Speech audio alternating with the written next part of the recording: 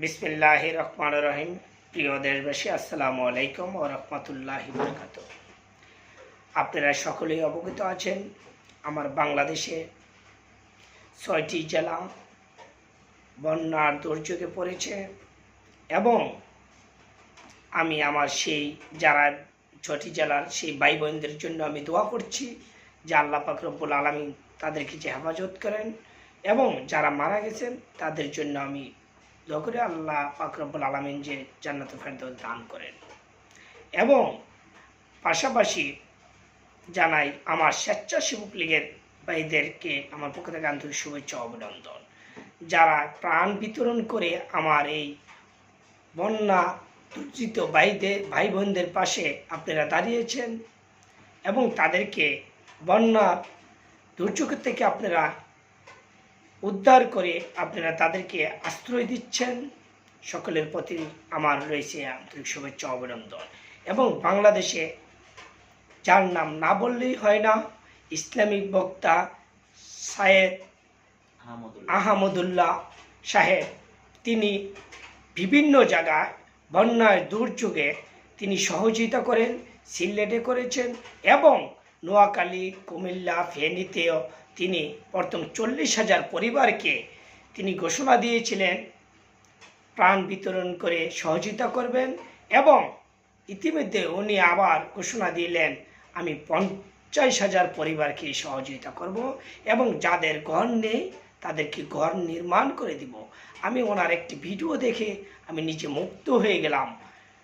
ওনায় এক লোকের চাউলের বস্তা উঠে দিয়ে বলতেছে যে আপনার ঘর কি ভালো আছে নাকি নাই?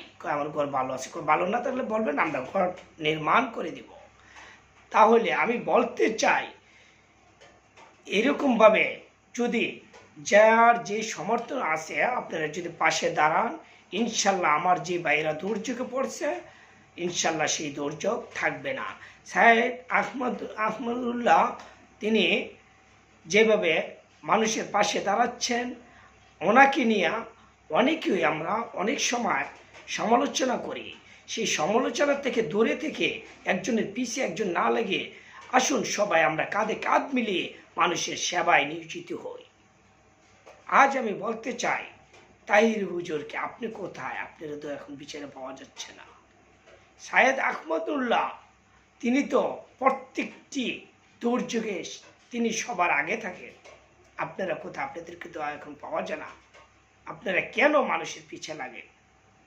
একজন মানুষ যখন ভালো কাজ করে তাকে পারলে সহযোগিতা করেন, না পারলে তার পিছে লেগে তাকে ক্ষতি করার চেষ্টা করবেন না।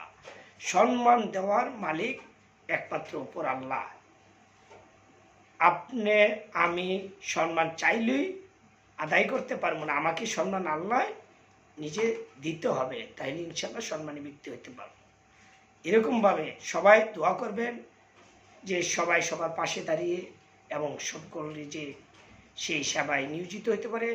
পারলে মানুষের উপকার করবেন, না পারলে কারোর কোনো ক্ষতি করবেন না। তবু আবারও আমি জানাই সাইয়েদ আহমদুল্লাহ হুজুরকে আমার পক্ষ থেকে আন্তরিক শুভেচ্ছা অভিনন্দন। সবাই ভালো থাকবেন, সবার জন্য আমার দোয়া রইল। আন্তরিক শুভেচ্ছা ও অভিনন্দন আবারও জানাচ্ছি। এবং বাংলাদেশের যে দুর্যোগ, আল্লাহ পাক রব্বুল আলামিন যেন অতি শীঘ্রই এই দুর্যোগ থেকে আমার বাংলাদেশের মানুষকে মুক্ত করে, তার জন্য আমি দোয়া করলাম। সবাই ভালো থাকবেন। বাংলাদেশ, খুদা হাফেজ।